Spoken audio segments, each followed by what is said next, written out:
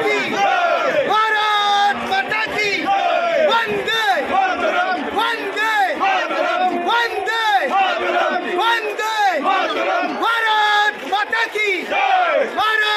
স্বাধীনতা দিবসের প্রাক্কালে সোনাই শহরে বের হল বিশাল তেরঙ্গা যাত্রা। সোনাই মণ্ডল বিজেপি ও পুরসভার যৌথ উদ্যোগে বৃহস্পতিবার বিকেলে শহরের প্রধান প্রধান সড়কে পদযাত্রা অনুষ্ঠিত হয়। এতে বিপুল সংখ্যক পুরুষ মহিলা অংশ নেন। হাতে জাতীয় পতাকা নিয়ে বন্দে মাতারাম ধ্বনি দিয়ে পদযাত্রা করে পুরসভার কার্যালয়ে গিয়ে তেরঙ্গা যাত্রার সমাপ্তি ঘটে।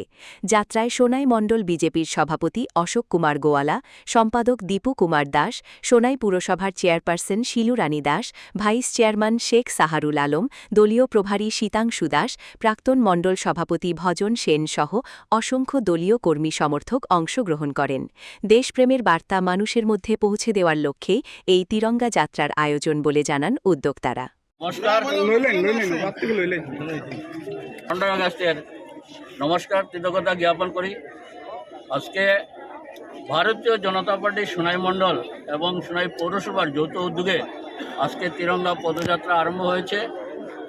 আমরা আগামী যে 15 আগস্ট 80তম 15 আগস্ট এবং আমাদের মোদিজির লক্ষ্য 2047-এর অমৃতকালের যেটা চিন্তাধারা ভারতবর্ষকে বিকশিত এবং শক্তিশালী দেশ হিসেবে পরিণত করা, সেটার অঙ্গ হিসাবে আমরা পৌরসভার ভাইস চেয়ারম্যান বলেছিলেন যে মোদিজি আওয়ার পরে আমরা গণতন্ত্র প্রজাতন্ত্র দুইটা জিনিস মানে ভারতবর্ষী ছোট থেকে বড় মানুষ উপলব্ধি করতে পেরেছে।